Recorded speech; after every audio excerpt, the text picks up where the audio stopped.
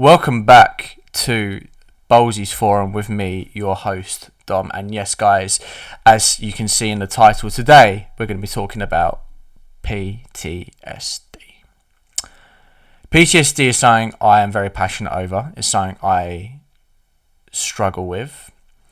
Something that I'm trying more and more to open up about and give people another perspective on the type of PTSD that I have, because what we'll cover first is there's two types of PTSD, and you've got the one which is post-traumatic stress disorder, and you've got complex PTSD. And the difference between the two, in layman's terms, is you have my situation. I have the one moment, the one injury that my brain struggles to just let go.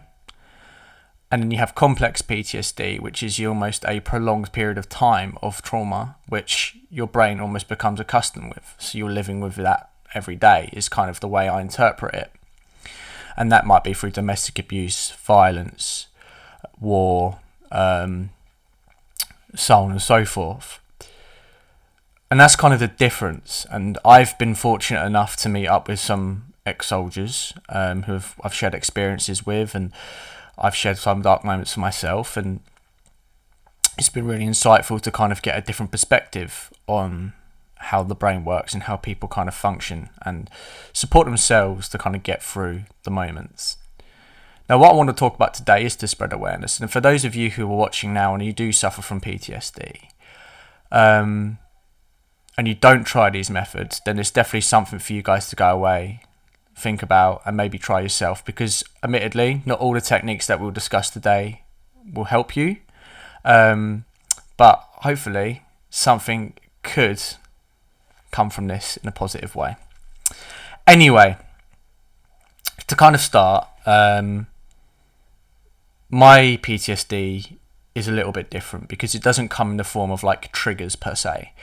I've had them, but at the very, very start of my journey, and that kind of digressed when I was almost feeling better with myself. And now mine mainly, or largely I should say, affects my sleep, and hence the massive bags under my eyes. I struggled to probably get a week's sleep most weeks. I probably sleep 5 times a week, I'd say. Some weeks are perfect, some weeks are absolutely shockingly bad. And the issue I have, and some of you will be able to resonate with this, is when I go to sleep, I now leave my phone on the other side of the room. I don't keep it near me. I have my TV off, everything's off, so there's no distraction. And I'll try and make it the best, most comfortable and cozy environment that I can have before I go to sleep. But it doesn't matter what I've done. There is no method to this. This is something that you kind of just have to find your own ways to deal with. And that's the most difficult acceptance of this. When I'm asleep, it could be, I don't know, any time through the night. And doesn't matter how heavy the sleep is, but I get a warmth and I get a surge of energy and heat that kind of runs up from my feet and runs up to my head. And when the heat gets to my head, I start to scream. Not out loud, but in my head I start to scream. And it's the same screams as I had the night of my injury, my assault. And I scream and scream and scream. And I can never feel the pain I had when I had the injury, because my brain cannot comprehend that pain again. The only thing it can comprehend, and what it can't seem to just let go of, is me in distress and me reliving that distress. And it's fucking difficult. Seriously, it really is fucking difficult. Sitting there, because I'll sit there when I wake up, and there'll be times where I'll hyperventilate because it's such a shock, and there'll be times where, like, oh, fucking hell, not again. But I don't say that because I can't physically speak in that state. But as I said, there'll be times where I'll hyperventilate, and there'll be times where I'm so shook, I'm all over the shop. and the way I describe this situation to someone who struggles to understand what I'm talking about is, imagine you're at school or you're at work and the fire alarm goes off and there's a huge panic to get everyone outside. That's my brain. My brain's just buzzing. It's ringing. That bell is ringing, and that's what's going on in my head. And once I get outside, everything starts to calm down again. You get everyone in order. You do your line.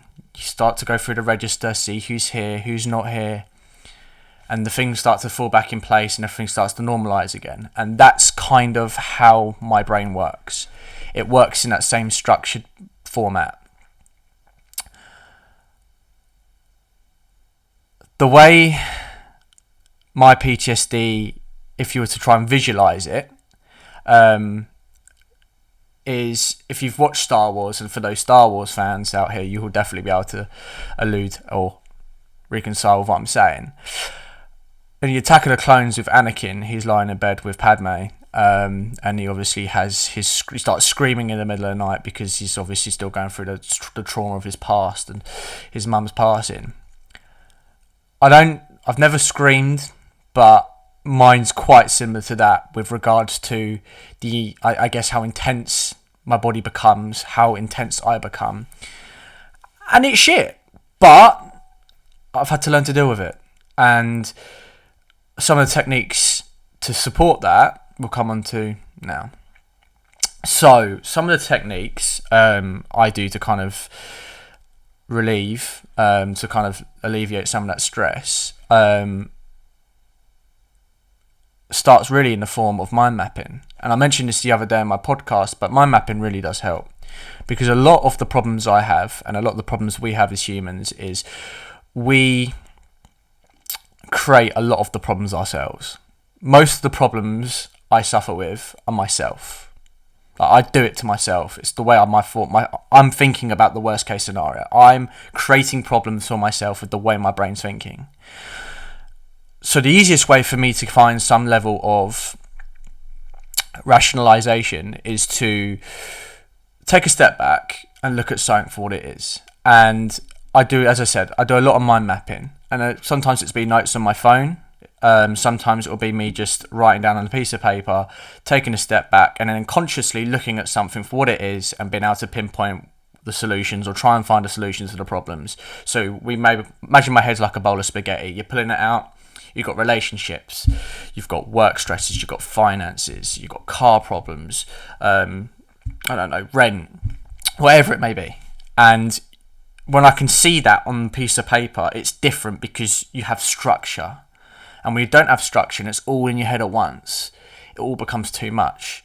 And by having structure, I don't always go to bed as stressed as I could be. And sometimes that prevents me from having, I guess, more intense PTSD, or in some cases no PTSD at all, or in other cases I may prolong it for a couple of days. So there's kind of different ways to keep yourself structured.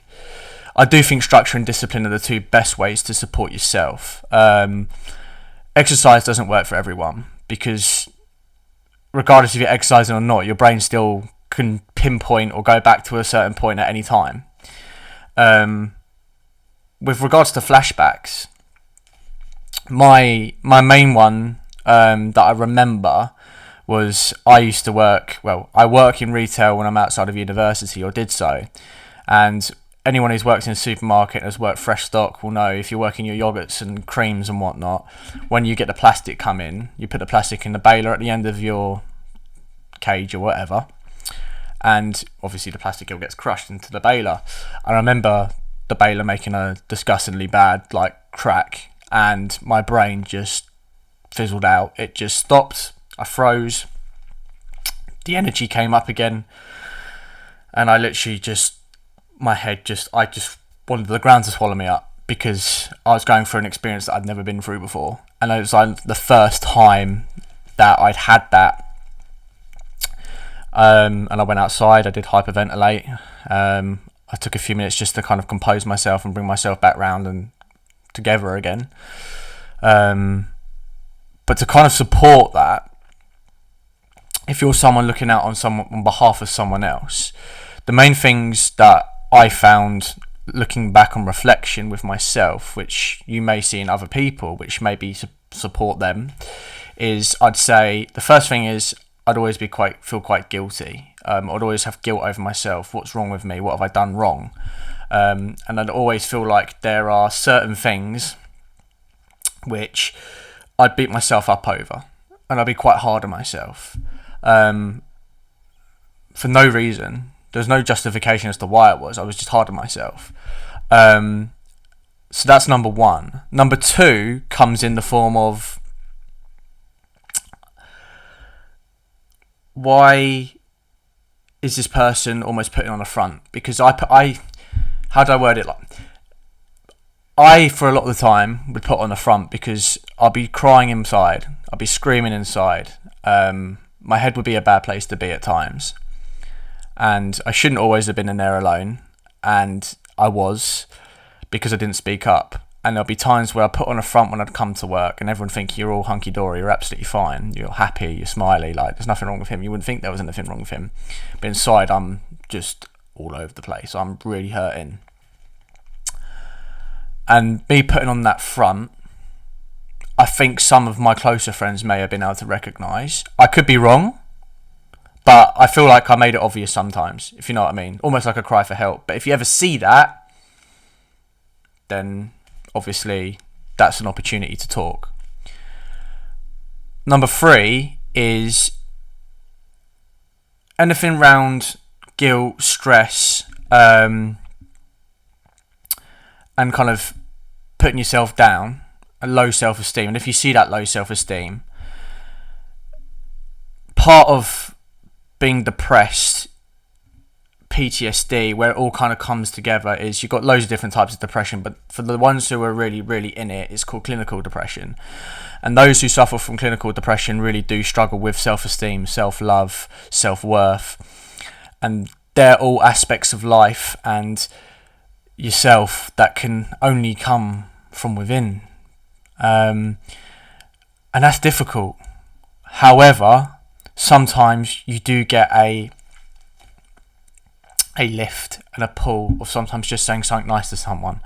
And I know that's so corny and so cheesy, but it really is true. A simple, sometimes, hello, or just saying how you are, or a conversation with someone can go a long way. So if you do pick up on any of them small behavioural changes, or you already see those represented by someone, then just reach out and just have a conversation with them. It doesn't need to be about their condition or potential condition or how they are feeling as such, but just have a chat with them, see how they are, and sometimes just let them lead a conversation. Doesn't necessarily mean they're going to open up or vent or whatever. Some people might, and sometimes that might help that person. So if you're feeling like you can take on a little bit of pressure, then have that conversation by all means. But also think about your own mental health, because don't take on something that you don't think you can. But if you're in that situation where you want to help and you can acknowledge it, then it's definitely something that you can tackle.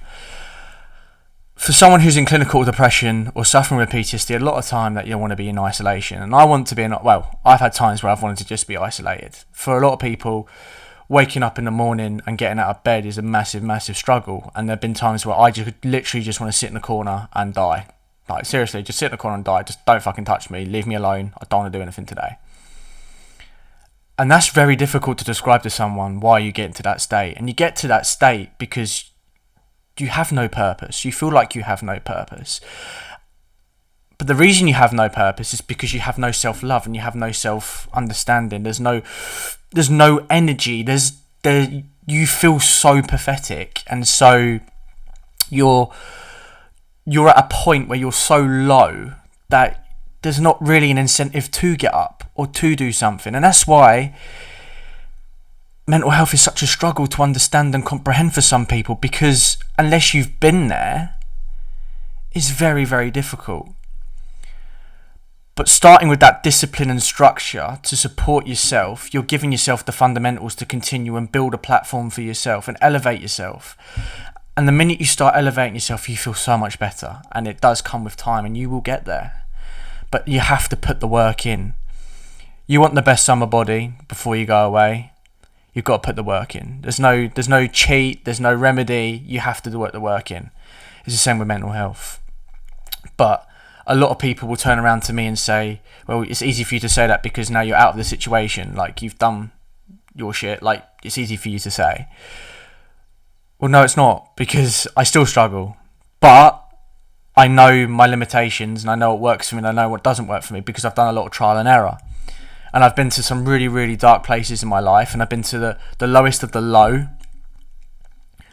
And I've been to them lowest points to realise I do have a purpose. And you realise you don't necessarily always want to go. You get to a point, and in the thought process of wanting to kill yourself and feel suicidal, because you get to a point where you want a release.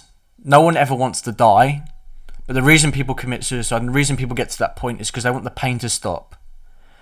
They're in so much pain, the easiest solution is to go, because is a quick release for what is such a difficult time. And imagine living with it every single day, how draining and jarring that must be. And to put yourself in that person's situation, I mean, there have been times where you feel like a prisoner in your own body. And that's a horrible place to be, especially when you hate your own skin, you hate the way you look, you hate the way you feel. It's difficult. Try and tell that person to get up and just sort themselves out. It's not realistic. You need to take baby steps. You need to put things into perspective, and you need to support that individual to have the right fundamentals to help them progress and get to the point of elevation that they need. One of the big things people ask me a lot of the time is how do I cope? And one of the big things I say is I have gratitude, and I try to be gracious with absolutely everything. I have a house, I have a roof over my head, I'm employed, I'm in work. Life could be a lot worse, you know what I mean? And I know that sounds stupid to some degree, and it sounds really deep, but it's so true, because it could be so much worse. When I went through my lowest of low, I abused alcohol, I did stupid shit, I wouldn't sleep, I'd do so much harm to my body because of how much alcohol I could drink. And you reach a point in life where you become so reliant on something else, and that's due to escapism. That's due to you needing some release, a release of how you're feeling. And that's why people turn to drugs, turn to alcohol, turn to other addictions to get themselves out of themselves, because it's a way of coping. A lot of this is all to do with coping. It's a mechanism. What if we could come together and find a way to kind of set the barrier again, start a new community that could support one another? And that's why I want to start YouTube to a degree, to support that and leave them foundations in place. What I will do at the end of this video, in the link in the description, I will add in the number to Samaritans, and I'll link in the links to the app Unmind, and a couple of other bits as well that may support some of you who are watching today and really contemplating A, how you're actually feeling, and B, trying to seek some support that you may need in the long run, because everyone's got their own shit, but no one's shit is more important than your own, because you've got to put yourself first, and until you put yourself first, you will never get better. And that's what I mean. The acceptance part of all of this is where this starts, and that's when you will improve to be a better you and seek the help that you need. In the 1960s, 1970s, and World War II and so on, they did some studies on the housewives, and they'd say, look, my other half's working, we're not struggling for money, we've got children, I get to do what I want, I go kind of got everything that I need, but I feel tense, and I'd use it as tense and nerves. They say that I've got nerves. Now we call it mental health. It's always been there. It's always part of society. There's society and the biological factors around it. They do come together, and they do both contribute to the way we're feeling. That's not normal. So this this stigma and this energy that this has only just started to come out recently, it's bullshit. This has been around ever since life began. But we're now more understanding with the situation, and we're more empathetic with how we can go about supporting the situation. Before we finish and I conclude for today, my inbox is always open. My socials will be at the end of this video, as will they be in my link in the description. And I know today's a heavy topic, but it's important for me to be open with those of you who don't have a voice, or don't feel like they have a voice, or in some cases are struggling to resonate with how they're feeling. And sometimes facing yourself and talking about how you're feeling can be challenging. Some of the techniques we spoke about, which I think are important, are obviously mind mapping, making sure that you have some opportunity to kind of take a step back and look at something for what it is, trying to problem solve some of those issues in your life to get some structure and reflection. I think sometimes meditation can help. It's never helped for me, but it's something that people do go to. Exercise, obviously, another one. I certainly do a lot of exercise now, but I hadn't for years, and this is the healthiest I felt in a long time. I think it helps with my confidence and maybe my morale, but it doesn't help with PTSD per se, but it definitely helps with me being able to just be more in touch with myself. So exercise is obviously another method. And then on top of that, speaking. Just speaking. Trying to just accept the situation and seeking some support. Because until you do that, you'll never get the answers that you really, truly want. And as I mentioned, a lot of our problems we do to ourselves. And we're brought up and we're programmed in a way where we all have a little bit of stubbornness about us, where we don't feel like, fuck it, I don't need any help. I deal with my shit on my own and I'll get over it. Some people can't do that. And some people do have their own conditions. Especially with PTSD, because it's something that is a physical, 9 times out of 10, it's a physical action or something that one individual has seen to give them this outcome. You weren't in their shoes, so you can't comment on how they feel. But what you can do is spot some of the signals as to how they may be feeling. The guilt, put themselves down, low self-esteem, sometimes stress, lack of sleep, could be anything. But we'll leave that there for today. I want to thank you all for tuning in. As I mentioned, it's a very heavy topic, mental health, but one that I'm very passionate about. There'll be some things when I review this later that I probably feel like I've missed out, and I'm happy to do a live session on this and answer any questions and try and support you guys as much as you want. I will be posting another video maybe this week on anxiety, because again, that's something else that comes in the form of depression, and it's a ripple effect. But yeah, I hope today was a good session for some of you. And yeah, we will catch you very, very soon. Thank you, and have a good evening.